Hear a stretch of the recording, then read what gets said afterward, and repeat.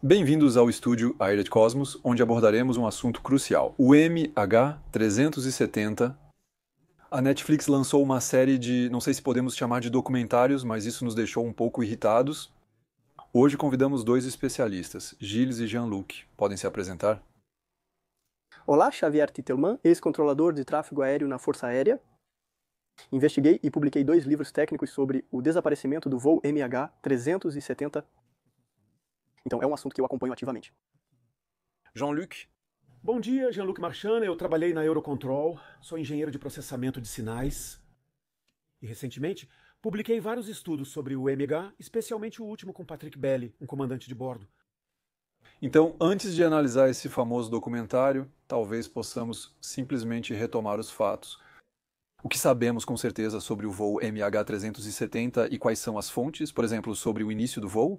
O voo começa bem até a transferência de controle entre a Malásia e o Vietnã.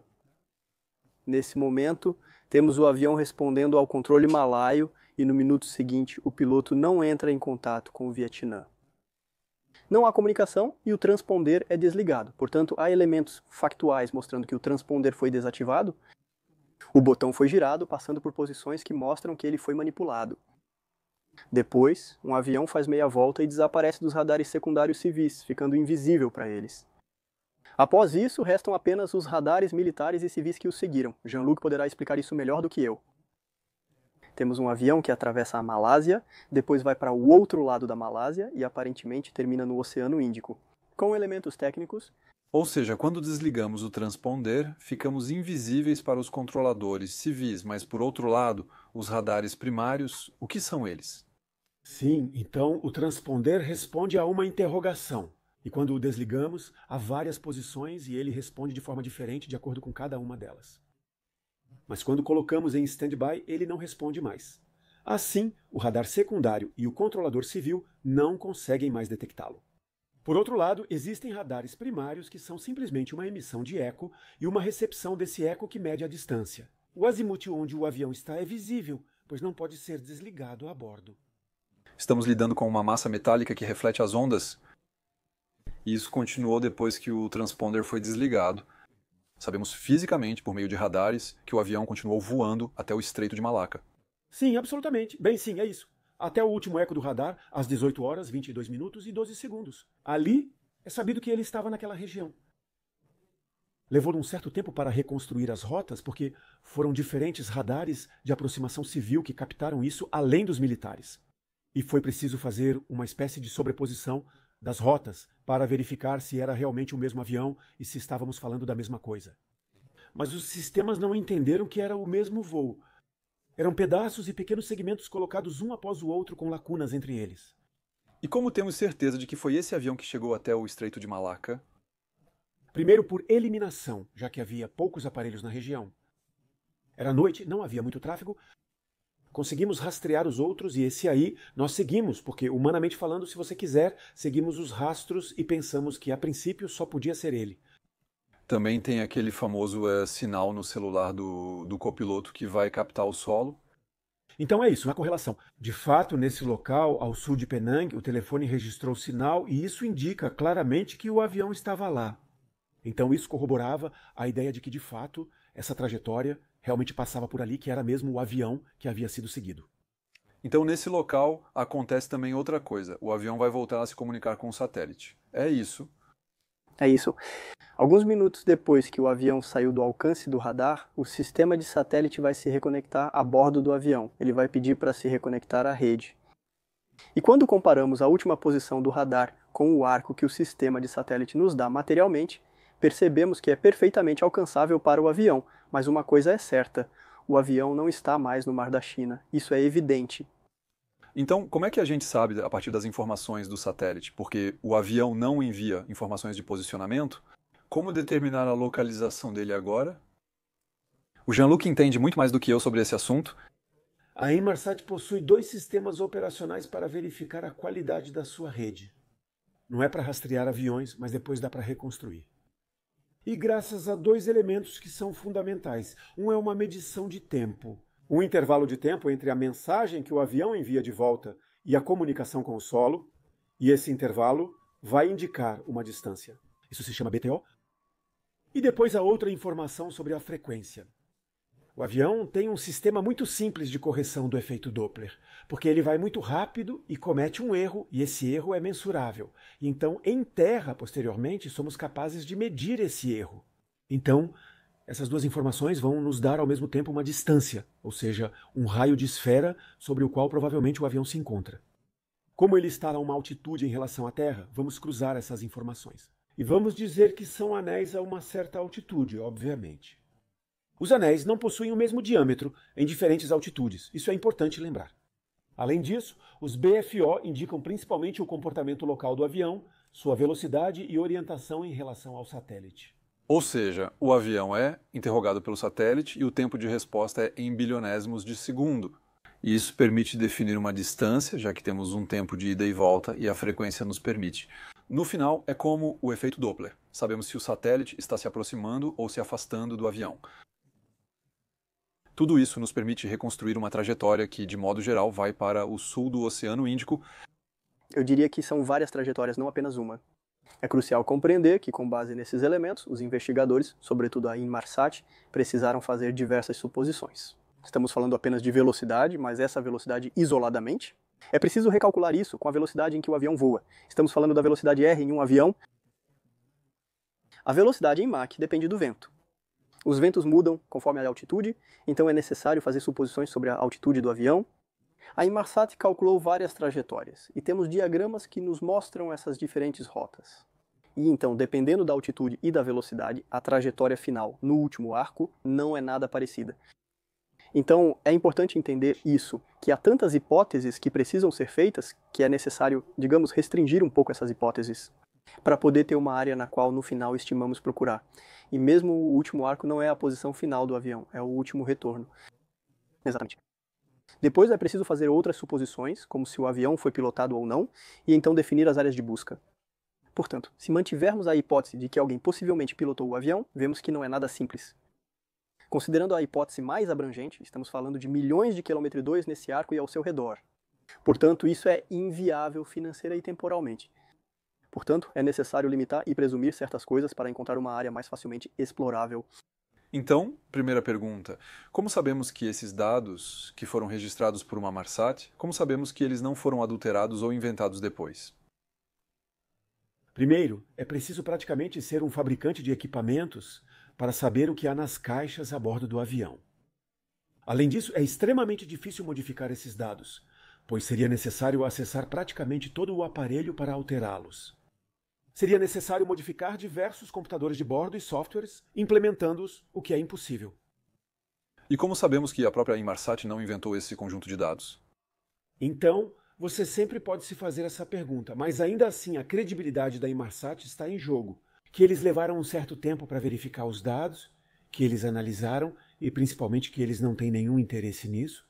Eles não têm nenhum interesse em inventar qualquer coisa, já que para o Air França. 447, Eles tinham ajudado enormemente e que ali era uma circunstância quase semelhante. Então é isso, a gente sempre pode duvidar. Mas aí realmente tem que forçar muito a barra para acreditar em conspiração.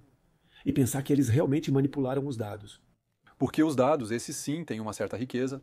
Por exemplo, eles vão levar em conta até coisas como as micro-oscilações do satélite, ou então a passagem do satélite pela sombra da Terra. E nos dias seguintes, quando compartilharam esses dados, eram informações que já conhecíamos? Então, foi preciso entender que isso ia para o sul e não para o norte. Foram necessárias várias análises estatísticas de outros voos semelhantes. E eles analisaram o comportamento justamente desses dados, e por mimetismo ou por correlação. Eles deduziram que os dados do 370 estavam, na verdade, correlacionados para o sul, em vez de para o norte.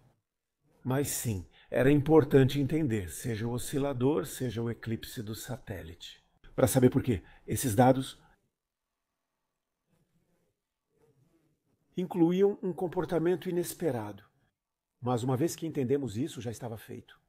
Além disso, é por esse motivo que não podemos replicar esse voo para um novo teste. Porque, dependendo do vento, da passagem, mais uma vez, pela sombra da Terra, tudo isso não é reproduzível. Exatamente, isso não era previsível. E onde conectar nas caixas era impossível. E além disso, Modificar os softwares para mudar todos os dados de posição e atitude do avião, isso é impossível. Além disso, com as redundâncias, o avião não era mais pilotável. Então, no final do voo, chegamos ao sul do Oceano Índico e temos destroços. Não imediatamente, porque as buscas não deram em nada, então eles não encontraram nada, mas é preciso entender também o porquê. Explicamos isso no último programa. Primeiro porque a área ali era muito distante, né? Os aviões passaram pouquíssimo tempo no setor, o clima não ajudou e principalmente ali a área de busca.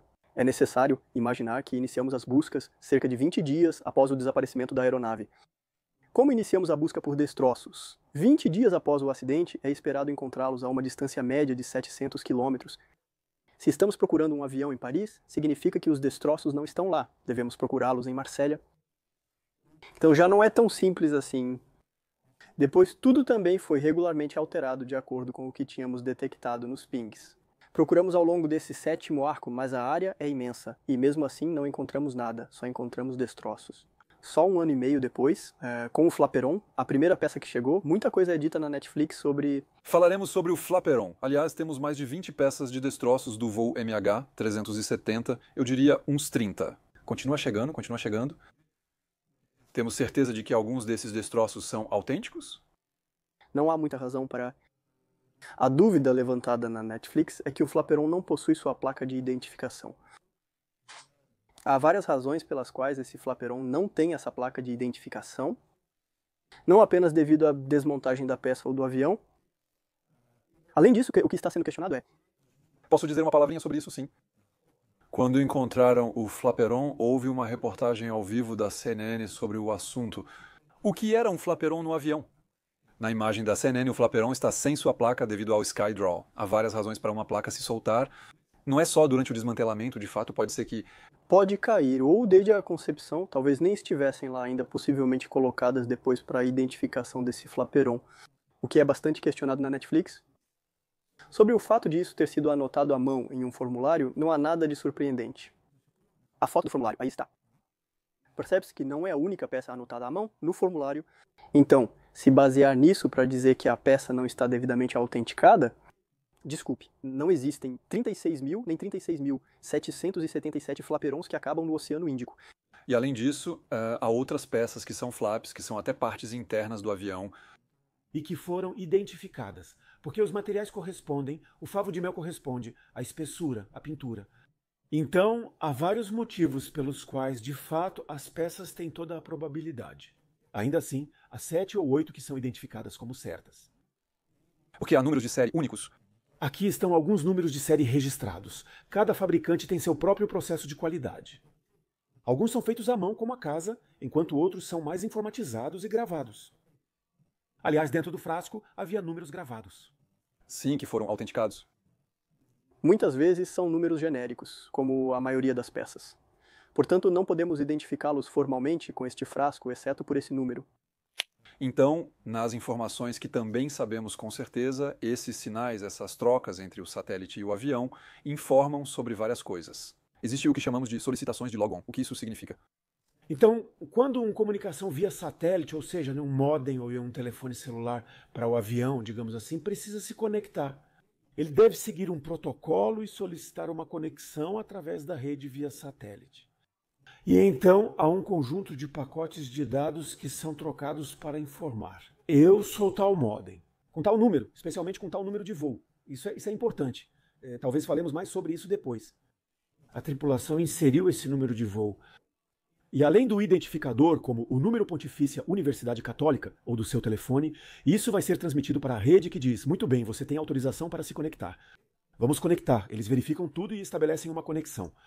E a partir daí começa toda uma série de trocas para configurar todos os sistemas, seja o aparelho em si com suas diferentes frequências, seja a estimulação elétrica funcional, o sistema de entretenimento, mas que é mais do que isso porque permite as comunicações, também permite se comunicar com os passageiros. É um sistema vital que vai se conectar, estabelecer conexões e oferecer internet aos passageiros. Dentro do avião temos várias trocas, como o Logon Request neste caso. Isso indica que o sistema sofreu uma queda de energia, né? E em seguida se houve um restabelecimento elétrico, né, do equipamento. Então, quando vemos às 18h25 esse pedido de conexão, isso significa que, de fato, para o avião, ele havia se desconectado. A rede, por sua vez, dizia: não tenho ninguém, mas enquanto ninguém fala com ela, não se preocupa muito. Por outro lado, seu avião enviou esse login, e esse login é realmente um login de despertar, de reinicialização e de recomeço, se quiser, de restart. Ao invés de um simples despertar dizendo eu ainda estou aqui, temos aqui um verdadeiro pedido de conexão. Então, corte de energia, restabelecimento de energia. Daí a dedução de que houve um corte de energia elétrica. E então, a outra informação que não está incluída na própria mensagem, que é também a frequência desse primeiro envio. Podemos discutir isso? Há uma diferença na frequência esperada desse restabelecimento. Eu adicionaria um ponto antes, pois você mencionou o identificador do voo. Há uma noção importante. Quando nos reconectamos, temos o identificador do modem que se conecta à rede. O que Jean-Luc e Patrick conseguiram fazer foi investigar o que chamamos de flight identificação. Esse flight identificação, surpreendentemente, a gente deveria tê-lo porque ele é armazenado na memória, mas não temos mais. E toda essa questão é saber por quê. Isso sugere uma ação voluntária dentro da cabine de comando. É isso porque, de fato, normalmente o número do voo aparece nas comunicações e aí nessa, às 18h25, o número do voo sumiu. Isso significa que alguém acessou voluntariamente as páginas do computador de voo para apagar esse número, porque ele cortou todas as comunicações. Portanto, uma das consequências é o desaparecimento desse número. Essa é a única razão pela qual o Flight Ed poderia sumir. Não encontramos nenhuma outra explicação. É a única. Durante o voo, a única forma de apagar é fazendo um reset do datalink. Vou voltar à segunda pergunta. Não tinha lido essa informação. A frequência desse primeiro reenvio não é exatamente a que era esperada em uma comunicação normal. Podemos explicar isso? Sim, com certeza. Porque, na verdade, quando o aparelho acorda, ele está frio. Então, você sabe que ele fica na parte de trás, no alto da cabine, perto dos compartimentos de bagagem. Não sabemos a temperatura exata, mas houve resfriamento. E ele precisa aquecer para estabilizar a frequência. E então, temos o que chamamos de forno, que vai aquecer a pequena cápsula que vai aquecer o cristal. E leva um certo tempo para subir a frequência. Então, primeiro a temperatura, depois a frequência. Essa curva de frequência vai evoluir. No momento da conexão, é visível uma mudança de frequência. Isso foi bem explicado. Isso foi analisado como uma possível prova de que houve uma despressurização, um resfriamento do avião além do normal. Essa é uma das hipóteses? Essa é uma das hipóteses que é possível, mas nada é certo. O que sabemos é que está frio e leva um tempo para a temperatura subir novamente. Se a cabine foi despressurizada e resfriada, esfria ainda mais. Então, eu retomo mesmo assim o que temos certeza. Houve uma desconexão manual no cockpit, não sabemos a causa. Um avião, monitorado por vários radares civis e militares, vai cruzar a península inteira. Eu vou dar algum ponto para você nisso. Jean-Luc fez um grande trabalho com os radares e conseguimos determinar quais foram os radares que seguiram o avião. Porque todas essas associações, às vezes, é preciso encontrar os radares. E ele também fez um trabalho enorme nisso. Isso é super interessante. IG também tinha feito esse trabalho. Isso é muito interessante e também permite comprovar esses elementos. Chegamos, temos um celular que vai confirmar no solo que estamos seguindo o avião certo. As comunicações entre o satélite e o avião foram restabelecidas, evidenciando que ele continuou voando por horas. E temos dezenas de destroços recuperados. Estamos de acordo? Esses são fatos. Agora, vamos decifrar a primeira das teorias que é mencionada na Netflix com Jeff Wise. Então vou explicar de forma simples. Há 3 russos no avião e um deles está na classe executiva, o que torna a situação muito fácil para ele. Ele entrará despercebido no compartimento eletrônico do Boeing 777. Ele vai se esconder novamente embaixo e recolocar o tapete para ninguém perceber que ele está escondido. Ele vai se conectar com os computadores do Boeing 777 a partir do compartimento eletrônico. Ele vai ser capaz de pilotar o avião e modificar as ondas que são emitidas pelo avião, para fazer acreditar que, no final das contas, ele não foi para o norte, mas supostamente teria ido para pousar no Cazaquistão. Os serviços secretos querem recuperar. Ele teria modificado as frequências para ir para o sul. Acho até engraçado dizer isso. Primeira coisa, é possível controlar o avião a partir do compartimento eletrônico? Não. Claramente não, então isso já é o primeiro grande ponto, mas o que me chama a atenção é o que vem depois. Ele faz despressurizar o avião para desmaiar todo mundo. O problema é que, ok, eu até entendo que ele faça isso, mas como ele respira depois? Ele tem um bom oxigênio do lado dele? Isso também precisa ser acrescentado. E o que aconteceu com esse avião? Então, existem várias teorias. Então, por que Jeff Wise foi atrás disso? É importante saber que, um pouco antes de ele se separar do Independent Group, o Independent Group havia trabalhado em uma trajetória para o norte que podia ser explicada com os dados dos satélites. Jeff Wise não menciona que eles fizeram o trabalho, mas distorceram informações, especialmente do BFO, para que funcionasse. De frequência? De frequência, isso mesmo, do BFO que estávamos falando mais cedo. Eles estudaram a possibilidade de IG naquele período, depois após o ocorrido, aparentemente. Jeff Wise recuperou dados que a Malásia havia fornecido ao Independent Group e os publicou, enquanto o Independent Group tinha concordado com as autoridades em não vamos divulgar isso. Jeff Wise fez isso, então depois disso ele foi excluído do Independent Group. Então houve tensões entre eles, dá pra ver de qualquer forma, há tensões entre Jeff Wise e o Independent Group. Então a ideia de que se possa controlar, porque quando conversamos com pilotos, eles nos dizem, se meu avião fosse hackeado, o que o piloto faz? Tem um botão. Esse foi o grande mito de afirmar que os americanos são capazes de pilotar um avião remotamente. Na verdade, há tanta redundância nos computadores de bordo que, para hackeá-los, é preciso realmente controlar tudo, desligar tudo. Nesse momento, o avião está incontrolável. Em todos os casos, há o botão off para retornar ao controle manual. O piloto tem a decisão final e pode retomar o controle da aeronave a qualquer momento. Existe um botão chamado controles primários de voo que você coloca em desconectar. Na verdade, quando a gente desconecta todos os computadores de bordo do avião, e isso evita usar computadores que enviam dados errados. Então, existe uma maneira de separar tudo isso. Além disso, isso também significa que o controle é sobre todo o avião, sobre a pilotagem do avião, o que é completamente absurdo. A primeira incoerência é a volta do avião, como demonstrado por Jean-Luc e Patrick. Só é possível fazer isso manualmente, ou seja, tocando no manche e não em algo do compartimento de carga. Seria necessário eliminar o acesso ao rádio, ao sistema via satélite e a muitas outras coisas.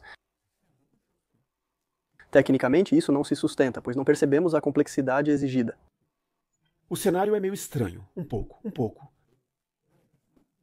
Seria necessário descer no compartimento de carga de um Boeing 777. Eu fui ver quando estava nos Estados Unidos. Conversei com o piloto que depois de 5 minutos me expulsou. Ele me perguntou quem era esse Gugus, mas estávamos na escotilha que não era visível. Então o carpete estava cheio, né? Cobrindo completamente o corredor entre a cabine e o compartimento, então já era preciso enrolar esse carpete. Então, no momento em que toda a tripulação de cabine está preparando o carrinho, eles estão no compartimento. É difícil ir lá com um computador embaixo do braço. Do braço, né? Ou seja, a gente está... Desculpe, eu vou para o porão. E é bem no começo do voo, mesmo assim... Ser no começo do voo. Depois é preciso descer. Então, como Gilles Le Bouteille disse, se eles despressurizarem, ainda assim precisam estar bem preparados. E depois, o que fazer nesse compartimento de carga? Ele não consegue se conectar. Para isso, precisa desligar os aparelhos. Ou então, ele precisa ter tomadas especiais, mas quais? Elas não vão permitir a interrupção da máquina durante o voo, porque durante o voo a gente não mexe nelas. De qualquer forma, isso é absurdo. Tem uma coisa que me chocou e você vai explicar, supostamente. Ele vai alterar os dados enviados do avião para o satélite para fazer parecer que o avião foi para o sul, quando na verdade teria ido para o norte. Ou seja, eles já tinham definido de antemão que inventariam um método para rastrear o avião e, com base nisso, ele teria modificado os dados. Exatamente, é realmente ficção científica. E além disso, imaginar que tipo de dados o avião iria fornecer para o solo. Nesse caso, é um desafio porque é aleatório. Ainda mais porque estamos realmente na frequência que é registrada pelo satélite, não é o avião que envia uma informação. Pela estação terrestre, é o Sol que registra, é a estação terrestre. Podemos imaginar, se conhecemos tudo perfeitamente, dominamos tudo e podemos fazer acreditar que sim. Mas isso é impossível. Existem muitos sistemas, incluindo as micro-oscilações do satélite e sua passagem pela sombra da Terra. Nesse aí, não acreditamos muito. Vamos para a segunda teoria, né, que chamaremos de teoria Florence de Changy. Nessa aqui, vou resumir rapidinho para vocês, teriam chegado aviões Airborne Warning and Control System americanos na área que teriam interceptado o Boeing 777 da Mesa Airlines, teriam sido hackeados e ordenados a desviar para outra área. E, diante da recusa, o avião teria sido abatido, possivelmente com uma arma de raio laser. Como está escrito no livro dele, embora ele não fale mais tanto sobre isso atualmente, pois já não era muito crível desde o início. Koichi. Então, primeiro, é possível interceptar e bloquear um avião em suas transmissões? Quando eu ouço isso, eu pulo de indignação, desculpa. Como ex-controlador de tráfego aéreo especializado em interceptações, já fiz isso antes. Isso significaria que temos um Boeing, no qual colocamos, segundo ela, até 2 Airborne Warning and Control System, um em cima e outro embaixo.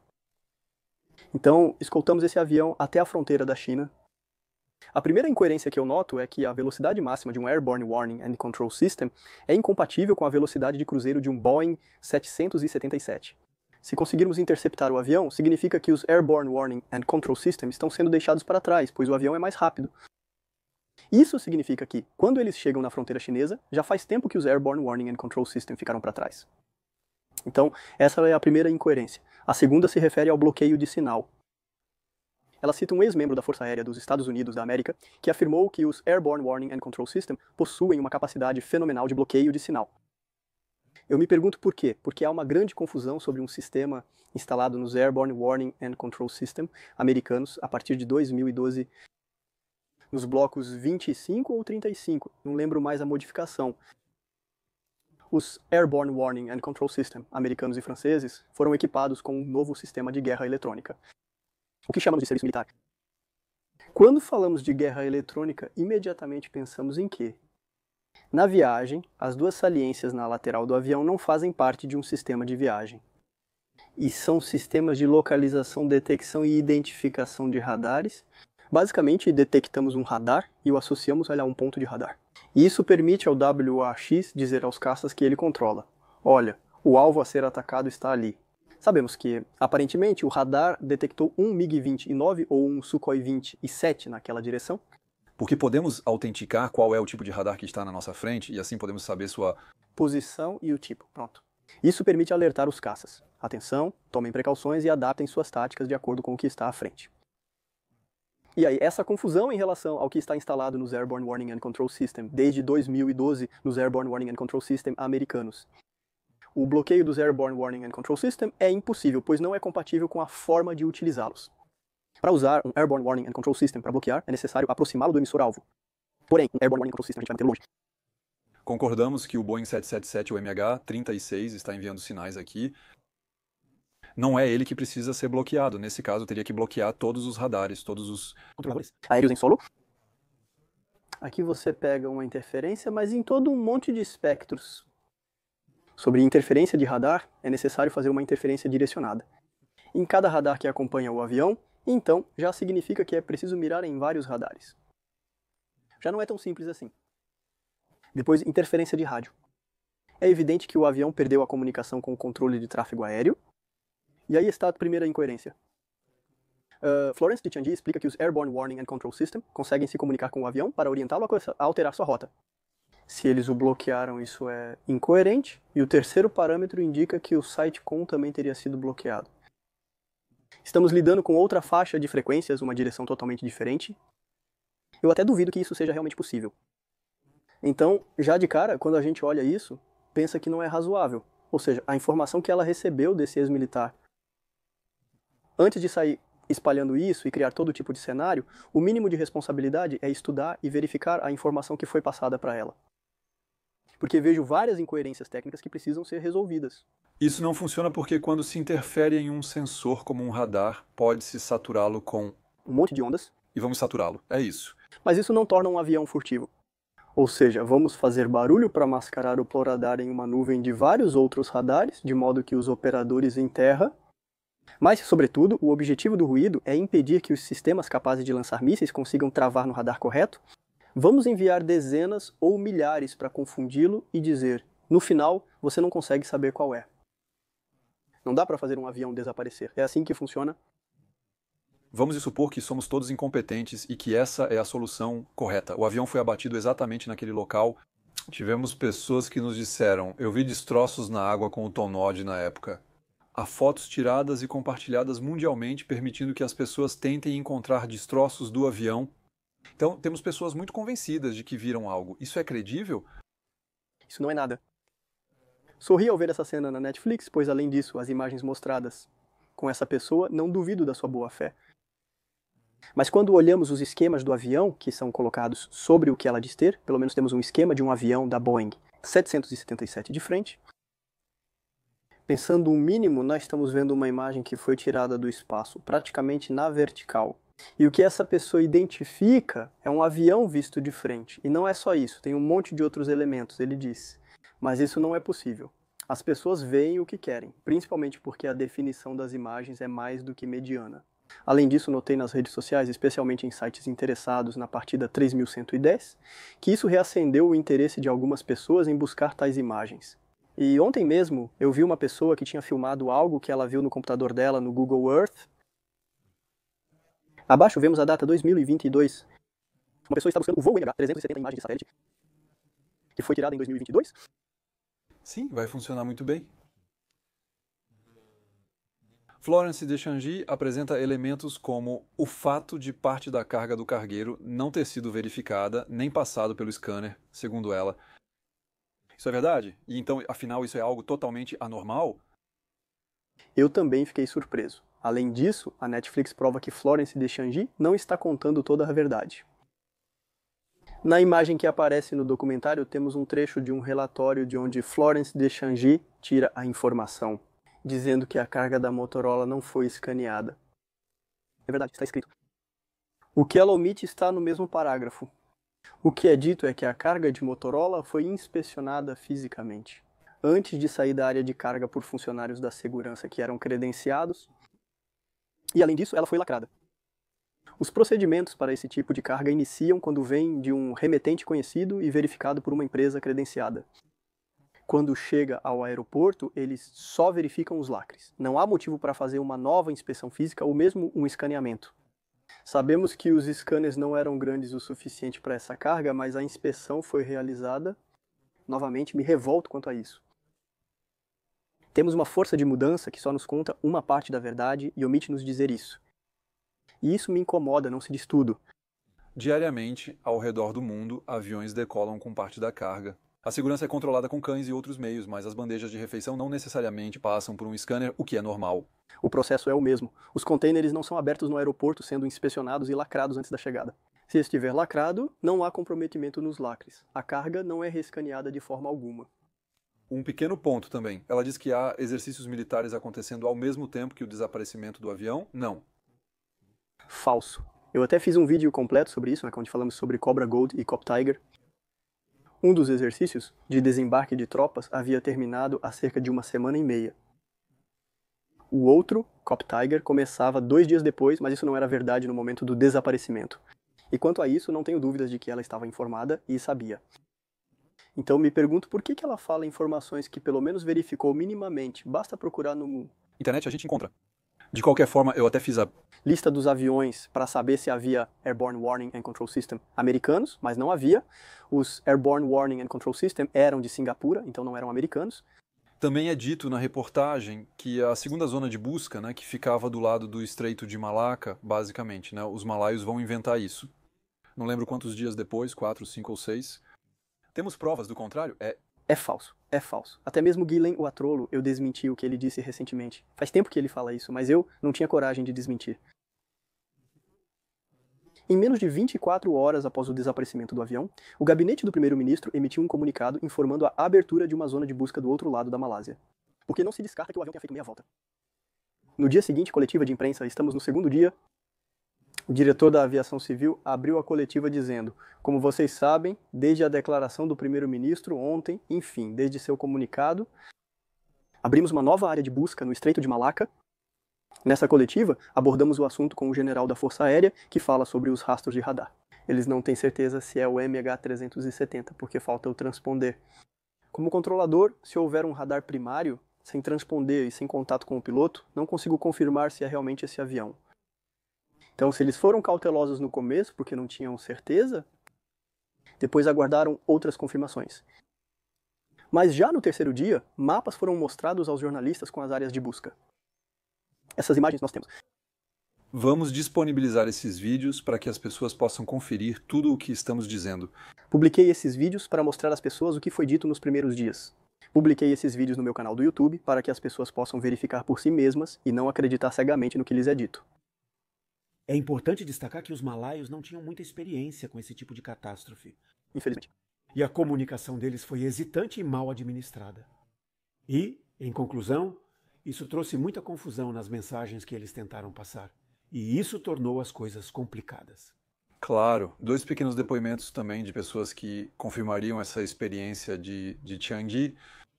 Temos o Sr. McKay, que está em uma estação de petróleo, uma plataforma. Ele diz, viu o avião explodir no céu. Podemos considerar isso? Bem, eu estou convencido de que ele viu alguma coisa. Possível, mas em termos de distância você já olhou? Então ele provavelmente viu alguma coisa. Não é impossível, cada um de nós já viu coisas à noite no ano. Lá pela posição em que ele estava na plataforma dele e até mesmo lá no alto do Madame Zen, ele não conseguiu ver nada devido à curvatura da Terra. Mesmo considerando a possível propagação luminosa de 20% que os marinheiros às vezes experimentam, ele estava fora de alcance. 300 milhas náuticas, então, basicamente, estando em Paris, eu veria um avião explodindo em Bordeaux. Não é... Muito crível. Florence de Changy também aborda esse ponto em seu livro, o que me chama a atenção nesse depoimento. Mas quando os jornalistas tentam ir vê-lo, os jornalistas aparentemente sabem onde ele mora e aparentemente ele está em prisão domiciliar. Impossível vê-lo. Aparentemente ninguém consegue ver essa pessoa quando tentam visitá-la. Será que essa pessoa realmente existe? Essa é outra pergunta que faço a mim mesmo. Além disso, Florence de Changy não mencionou esse outro ponto em seu roteiro. Isso não tem absolutamente nenhuma correlação com o lugar onde ela diz que o avião foi abatido, ou seja, o lugar onde o avião desapareceu. Isso corresponde ao oeste da plataforma de petróleo, onde essa pessoa disse ter visto a bola de fogo. Por outro lado, se olharmos onde o avião foi abatido, foi em Florença de Changy, e isso seria totalmente ao norte, a 90 graus do que a testemunha relatou ter visto, e então aí a distância estamos ainda mais longe. Então isso não é nada credível. Um segundo testemunho é usado nesse cenário. É alguém que, assistindo à televisão, teria visto imagens que foram escondidas. Em seguida, imediatamente, especialmente com um avião que estava à beira da água, e depois uma caixa preta que ele teria visto na televisão. Ele é o único que se lembra disso. O depoimento chama a atenção de Florence de Changy, pois é de um ex-membro da Força Aérea Real Canadense, que depois trabalhou na uma empresa de eletrônica aeronáutica, afirma que a pessoa trabalha na aviação, sendo algo crível. Eu consegui trocar algumas palavras com essa pessoa, consegui conversar com ela para tentar entender o que ela realmente tinha visto. Na verdade, estamos lidando com alguém que é extremamente conspiracionista. Depois é um detalhe, mas quando ele me descreve o que ele diz e o que ele descreveu, para Florence de Changy, o avião que está meio submerso bem na costa, eu penso, poxa, que estranho, isso me lembra alguma coisa. E depois a caixa preta, que é mostrada em uma caixa cheia de água. Isso questiona Florence de Changy, porque é assim que se recupera uma caixa preta. Para evitar que haja corrosão, está cercada por militares. E quando vejo isso, penso, olha só, uma imagem do Lion Air que caiu na Indonésia, apenas alguns meses antes do desaparecimento do MH370. Isso corresponde ao que ele disse. Ele afirmou, não é isso. Depois a caixa preta também ali, A caixa de imagem? quando apresentada, correspondia ao que ele havia dito. E quando discuto sobre um destroço encontrado no Mar da China, onde se afirma que é uma tampa do motor do avião. Primeira incoerência. Os cabos elétricos não correspondem aos aeronáuticos, mas ele não quer ver isso. E onde deveríamos ter rebites, temos parafusos. Não existem parafusos na estrutura externa de um avião. Isso gera muita resistência. São peças impossíveis de se encontrar. Ele insiste que é uma capota de motor.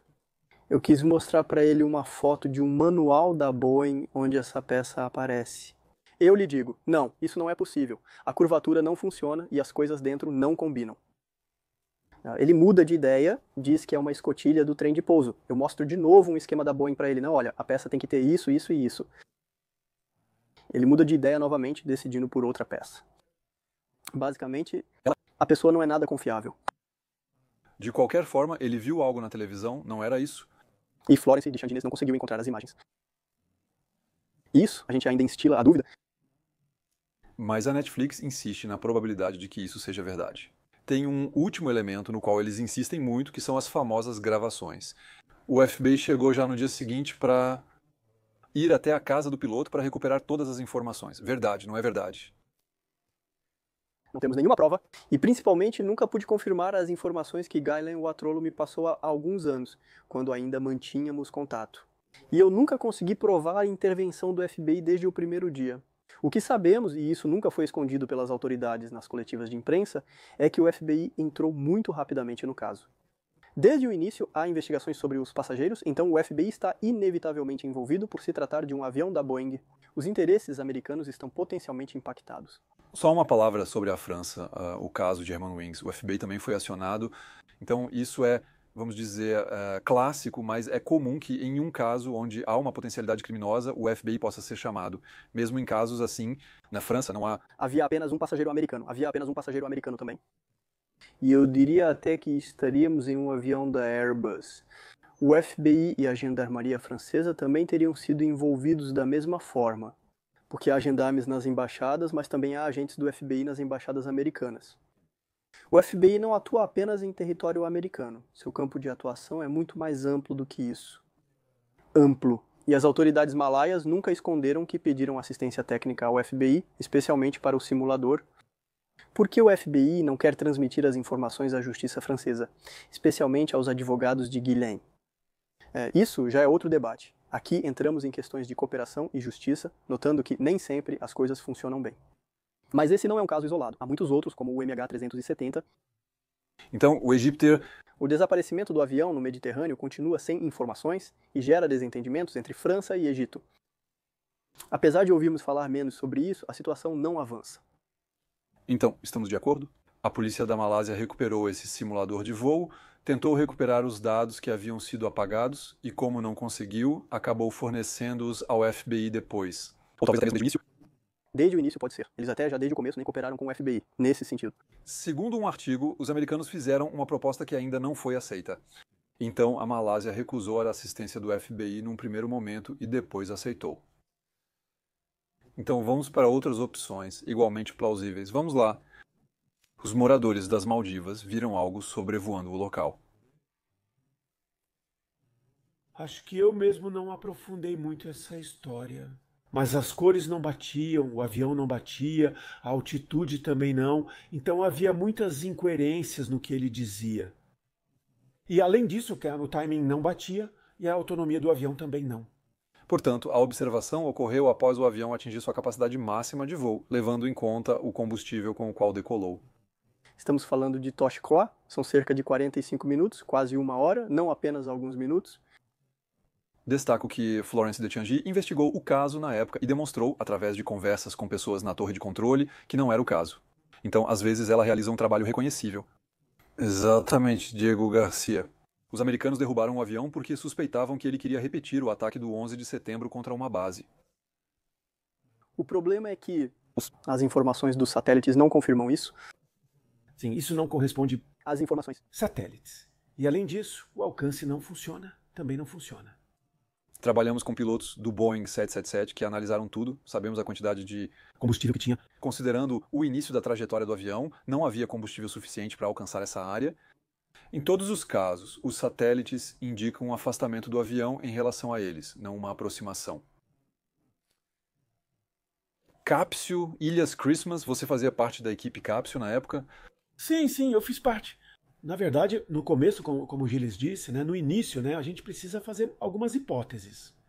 Há cerca de 7 anos, elaboramos uma hipótese a partir de um livro de Michel Delarche e Jean-Marc Garot, que realmente havia um desvio feito por terceiros e que essas pessoas queriam negociar, ou pelo menos queriam pousar. Então, nos debruçamos sobre essa hipótese inicial, muito divisiva, no sentido de que você questiona, ele vai pousar ou não. Isso leva a 2 conjuntos de hipóteses distintos, partindo da ideia de que ele iria pousar, ou em Cápsio, ou em Learmouth, na Austrália. Ilha Christmas? Ilha Christmas, desculpe, e depois Learmouth, na Austrália. Os 2 ficam na Austrália. E então mostramos que ele poderia chegar lá, mas, de fato, as respostas não são, se você quiser. Essas trajetórias não necessariamente respondem a todas as perguntas possíveis. Éramos poucos, mas as hipóteses iniciais eram boas.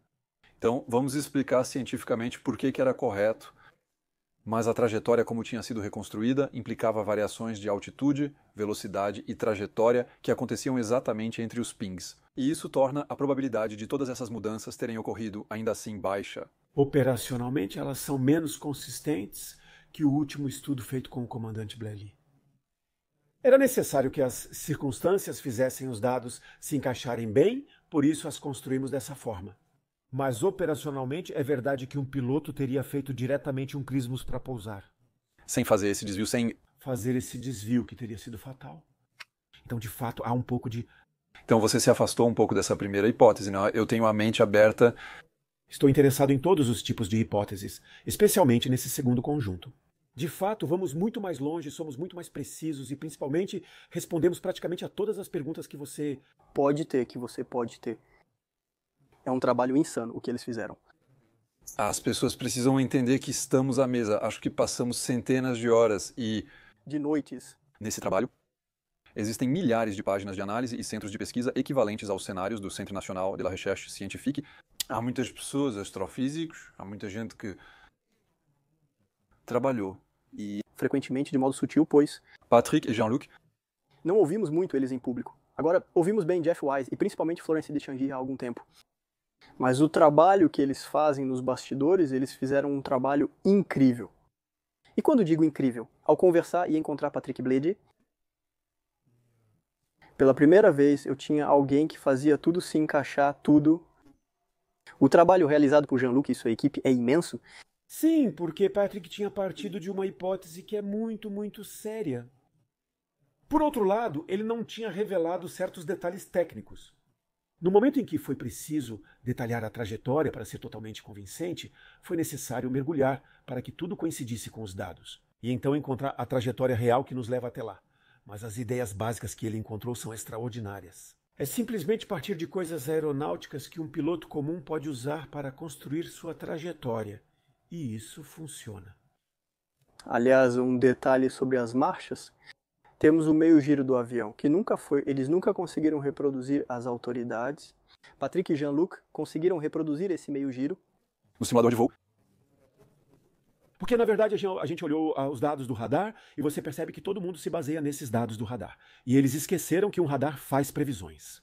Quando ele não tem mais o eco, perde um eco, espera 10 segundos e durante esses 10 segundos faz previsões. Não tenho mais as informações, o controlador espera, não tenho mais as informações de... A pista do radar estava estranha. A Boeing seguiu algumas ideias, dando 2 pontos de referência, um de entrada e um de saída na curva. Eles disseram que precisavam de 2 minutos e 10 segundos entre os dois e que tinham que virar. Nunca conseguiram, a não ser manualmente, chegando um pouco mais perto. O melhor tempo que conseguimos foi manualmente. Pensamos que é simples, mas precisamos manter isso em um contexto mais amplo. De partir de Igari e ver como o avião evoluiu e pensar que ele realmente fez isso. Começou a sua curva mais cedo. E uma curva em espiral, ou seja, com uma inclinação crescente. Ou seja, isso provava que não era com o piloto automático, pois havia uma curva constante. E em nosso relatório, demonstramos que ao fazer isso com o piloto automático, ultrapassamos a zona militar tailandesa e que ali não tinha como se ultrapassar, porque ali você precisa cumprir exigências e formalidades que ele não conseguia assumir e assim acabaria alertando os controladores tailandeses. Vamos fazer um último ponto sobre um último cenário conspiratório, né? Vamos falar sobre a história da Freescale, depois voltamos ao que pensamos no final sobre a Freescale. Então, havia a bordo desse avião engenheiros que estavam prestes a revolucionar o mundo inteiro. Os americanos derrubaram o avião para impedir que os chineses recuperassem a tecnologia contida nele. A Freescale, nesse momento, beneficiava a família Rothschild, pois nunca é demais para eles. Então, Freescale, o que achamos disso?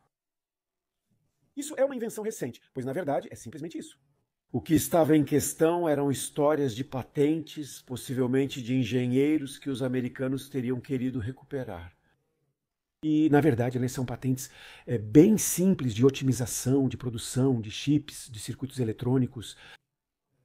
E então, além disso, as pessoas não estavam a bordo. Aqueles que registraram as patentes não estavam a bordo. Havia homônimos. Patrick Bley realmente investigou isso. Admiro muito seu trabalho, pois ele fez tudo. Mas tudo, seja a vida do comandante, sejam as pistas, tudo isso. Ele encontrou as licenças e os nomes das pessoas que estavam no avião Na realidade, ele notou que os passageiros do avião eram homônimos, indivíduos que haviam obtido as licenças, mas não compartilhavam a mesma nacionalidade. Então isso também a gente não fala. Então esse trabalho de formiguinha, Patrick fez um trabalho de formiguinha em tudo isso, nas pistas conspiratórias, na vida privada do comandante de bordo. Ele encontrou uma lacuna no relatório da polícia da Malásia. Eu disse da última vez, eram 4 anos, mas na verdade eu acho que são 6 anos, né? 6 anos em que o piloto não tinha aptidão médica. Como podemos explicar isso? E quem foi que percebeu isso? Só ele. Ele juntou todas as informações, levando à conclusão de que o mais provável é que seja alguém que conhece bem o avião. Para poder manipular um monte de dados na cabine, mas chegamos a alguém que está necessariamente no comando. Não há muitas pessoas que sabem pilotar um avião, que sabem reprogramar também, enfim, reiniciar certos sistemas elétricos. Como desativar o Flight Identificação, aí é rápido. A lista dos passageiros é logo vista. Um piloto não é treinado para fazer isso, sendo mais um trabalho de manutenção. Então, na verdade, esse Data Link Reset é feito visivelmente antes de cada voo. Portanto, é um procedimento que os pilotos conhecem porque eles fazem isso antes de cada voo. Mas isso não é de forma alguma previsto para ser feito em voo. Na verdade, o Data Link Reset é feito automaticamente 9 minutos depois que o avião toca o solo e com a abertura de uma porta de passageiro. E aí, automaticamente, o voo é apagado para que não haja confusão para o próximo. E depois, quando a equipe de manutenção chega, eles vão ligar os sistemas. Mas aí não tem número de voo. É quando os comissários ou o piloto entram no sistema, seja no estimulação elétrica funcional ou NCDU, que eles inserem o número do voo. E nesse momento, o voo começou. Bom, vamos lá, um cenário plausível agora. Cenário tecnicamente possível devido à enorme quantidade de dados disponíveis. Os relatórios têm milhares de páginas e levarão cerca de 50 dias para serem lidos por completo. Eu acredito que a Netflix não analisou corretamente a situação. Nem os 2 jornalistas envolvidos. Sim, infelizmente. O fim do voo. Como é que a gente melhora a precisão? Porque lembrando, estamos falando de áreas que são gigantescas. Esse arco de círculo representa a distância entre o satélite e o avião, mas a precisão dessa medida é relativamente incerta. Podemos estar a 10, 15 ou 20 quilômetros para a direita ou esquerda. Além disso, não se conhece a posição do avião após seu último sinal. Será que ele caiu em espiral, como eu tendo a acreditar? Ou será que continuou voando um pouco mais longe? Então, e quanto aos arcos? Até agora, as hipóteses fundamentais que levaram às pesquisas eram dizer: o avião caiu em queda livre no 7º arco e se chocou naquele momento. Mas em queda livre, ainda assim são 30 milhas náuticas. Nós concordamos, mas ainda assim é realmente na vertical. Podemos repensar a questão, retomando as coisas com calma e dizendo para nós mesmos: mas como um piloto conseguiu conduzir e pilotar esse avião?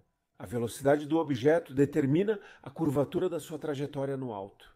Resumindo, quanto mais devagar ele vai, mais se dirige à Ilha Christmas, rumo à Austrália. Quanto mais rápido, mais segue em direção ao Polo Sul, basicamente. Sempre ao longo desse 7º arco.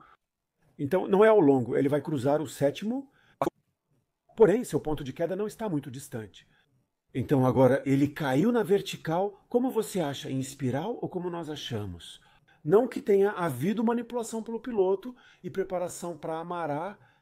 E nesse momento ele planou. E nesse momento ele pode planar praticamente entre 40 e 65 milhas náuticas.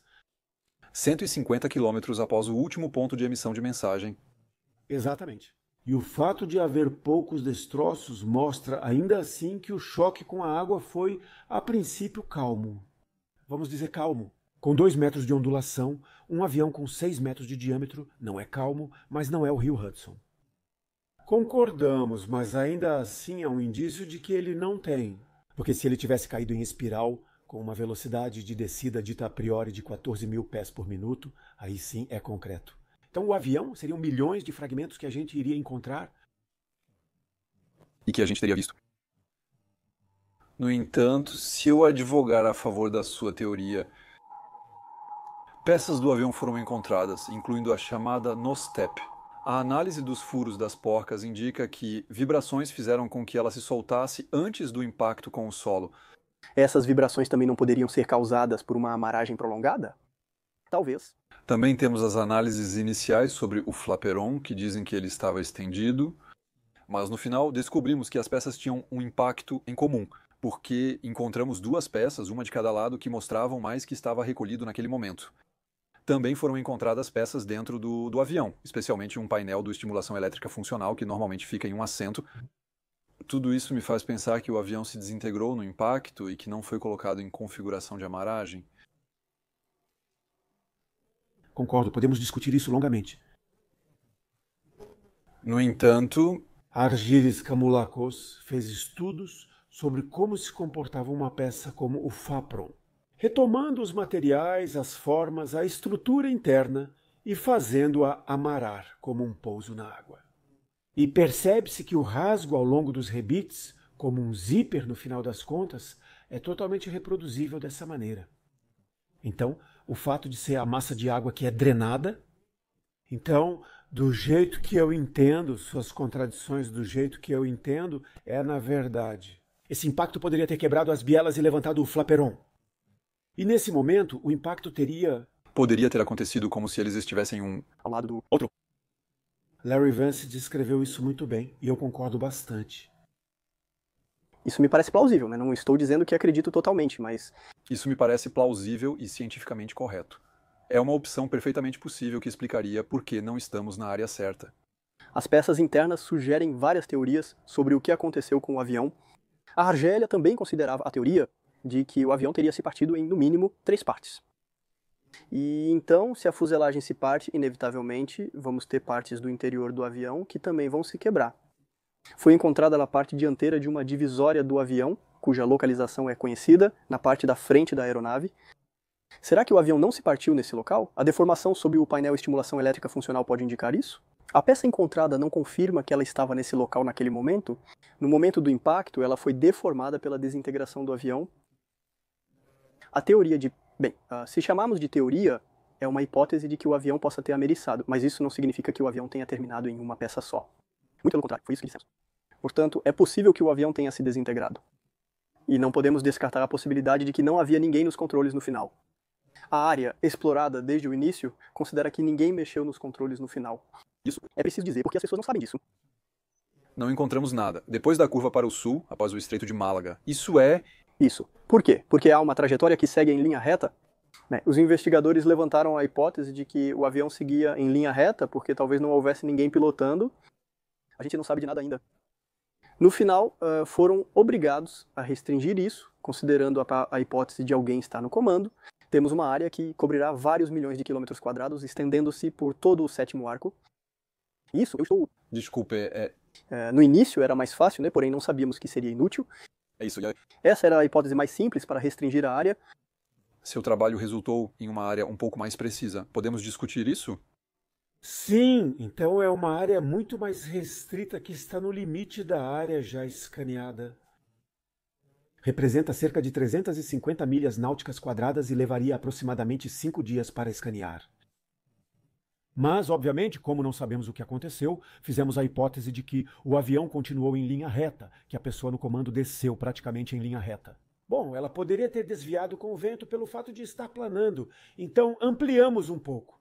Mas ela está um pouco fora do arco 7, e quero dizer, é bem simples. E já a Ocean Infinity está interessada? Isso é uma coisa boa. Então vamos dizer mais uma vez que ainda hoje há pessoas que fazem análises, que continuam trabalhando nesse acidente, porque as informações são tão numerosas e ricas que ainda não terminamos de aproveitá-las. Mas no final, o avião, depois de enviar seu 7º arco, seu último ping que diz que houve um restabelecimento elétrico, não há mais emissão. Nesse ponto não podemos ser mais precisos. Depois disso, são apenas hipóteses. Potencialmente ele foi pilotado ou caiu na vertical. Sim, não podemos saber.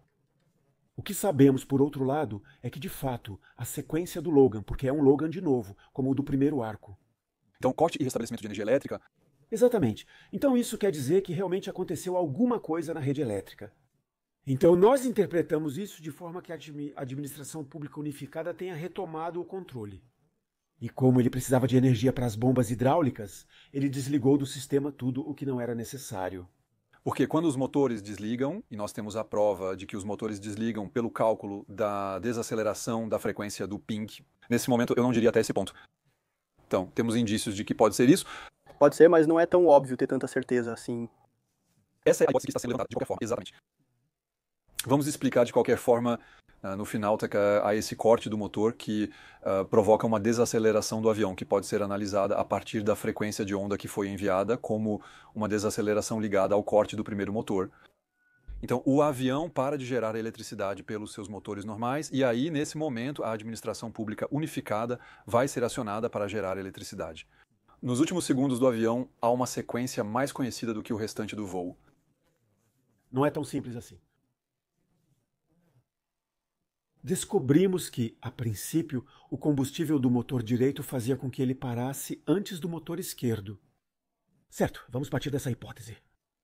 O que aconteceu a bordo? Um piloto, se ele está pilotando, espera que os dois motores parem e pensa: bom, vou dar uma olhada? Ou ele controla? Partimos da hipótese de que estava controlando, ou seja, não esperou o motor esquerdo parar. Mas ele pensou: vou guardar querosene para a administração pública unificada lá atrás, para o gerador, e por isso mesmo vou desligar eu mesmo o motor esquerdo. E com a administração pública unificada eu tenho o controle das superfícies para amarrar, e por isso, eletricamente, isso corresponde ao que está acontecendo. Ou seja, realmente há corte de energia e restabelecimento. Como existe a administração pública unificada, e o motor não podem gerar energia ao mesmo tempo por causa da corrente alternada. Para que ele se ressincronize, a eletricidade é cortada e depois religada para que volte a alimentar simultaneamente. Mas como ele desligou o motor, isso provoca uma interrupção. Isso é muito semelhante ao que ocorreu com a eletricidade. Então, é a mesma coisa. Novamente, duas interpretações são possíveis. O avião caiu rapidamente sem completar a inicialização, ou alguém nos controles desativou o sistema e assumiu o comando. Ele realizou várias manobras, sem o motor, perdendo momentaneamente o controle do avião, que desceu um pouco, mas depois retomou o comando. É interessante o que Patrick e Jean-Luc dizem sobre isso, pois é uma hipótese inédita para nós. Sempre acreditamos que no final perdemos ambos os motores. O Administração Pública Unificada é acionado, permitindo rastrear o momento em que o satélite se reconecta. Voltamos 1 minuto e meio para determinar a partida do Administração Pública Unificada e o desligamento dos motores. A gente sempre ficou com essa ideia. E se alguém tivesse ligado o Administração Pública Unificada antes, para ter um avião perfeitamente controlável, poder baixar totalmente os flaps e manter os comandos de voo controláveis, na lei normal isso é totalmente possível. Essa hipótese nunca foi mencionada. Isso pode ser interessante de investigar e corresponde aos dados. Exatamente. Não é possível dizer que algo é impossível. Então eles estão interessados. Você pode dizer que é uma leitura. Eu acredito ou não, mas não se pode dizer que isso não é possível. É possível. As autoridades e investigadores estão interessados nessas análises, absolutamente. O relatório é inicialmente transmitido aos australianos. Vamos torcer então. Vamos esperar sim. Se isso puder ajudar, a gente gostaria de finalmente poder encontrar. Mas aqui lidamos com fatos, não sensacionalismo. É uma pena, é menos hollywoodiano, não vai passar na Netflix, então é isso, é menos vendável, é verdade. Eu fiz 4 chamadas no Skype. Fiz 4 chamadas no Skype com eles para explicar todos os detalhes dos dados, como interpretá-los, e nunca mais retornaram. Então, eles não trabalharam com pessoas sérias e ignoraram voluntariamente as análises técnicas. Mike Exner escreveu um artigo expressando sua insatisfação. Ele não está satisfeito porque... Ele dizia que eles estavam iludindo, que iam se basear em fatos. Mike Exner ficou indignado e se gritou que é trapaça. E ainda acusou Blaine Gibson de ser um espião inglês. Não falamos sobre isso. Que ele é um espião russo, agora vão dizer que é um espião americano. Mas não, é um espião russo. Eu não tenho opinião sobre isso, mas está indo longe demais. Existem 3 reportagens de 45 minutos que não recomendo assistir. Não, tem que assistir. As pessoas têm o direito de ver o que eles dizem. Mas depois de ir ver, por exemplo, o vídeo que eu fiz para desmentir ponto por ponto tudo o que tem lá, e de ter talvez uma leitura diferente de tudo isso. Vamos adicionar todos os links para as reportagens e vídeos que cada um de nós fez. Vocês terão trabalho para entender o que fizemos aqui, mas obrigado por acompanharem. Essa é a vídeo mais longa que já fizemos no estúdio Recosmos. Agradecemos seu trabalho, acompanharemos vocês atentamente nos próximos meses. Obrigado aos dois. Obrigado a você. Esperamos que tenham gostado e conseguido se concentrar até o fim. Na edição semanal da Air Cosmos, abordamos os grandes exercícios militares Orion em andamento na França. Informações sobre os helicópteros do futuro e os trabalhos na Ucrânia. Nos vemos na próxima semana no estúdio Air Cosmos.